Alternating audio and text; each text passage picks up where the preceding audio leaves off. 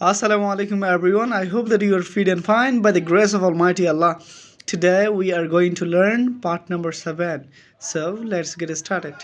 আজকে আমরা এই ভিডিওর মাধ্যমে দুটি বিষয় জানতে পারবো ইনশাআল্লাহ। প্রথমত হচ্ছে এম ইজ আর দিয়ে ভিন্ন অর্থে কিভাবে প্রশ্নবোধক বাক্য তৈরি করা যায় আজকে আমরা এই ভিডিওর মাধ্যমে জানবো। দ্বিতীয়ত হচ্ছে সাথে সাথে এদের অর্থগুলো জানবো। So let's see. আমি কি আছি? Am I? আমরা কি আছি? Are we? তুমি কি আছো? Are you? তোমরা কি আছো? Are you? তারা কি আছে? Are they? সে কি আছে? Is he? সে কি আছে? Is she? ইহা কি আছে? Is it?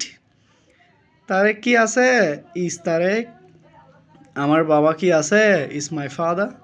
আমার মা কি আছে? Is my mother? আমার ভাই কি আছে? Is my brother? আমার বোন কি আছে? Is my sister? So dear brothers and sisters, if you are really interested to learn the basic of a spoken English, so don't forget to follow my page. Okay, now today I will see you in the next video some another time. Take care of yourself. Assalamu alaikum warahmatullah.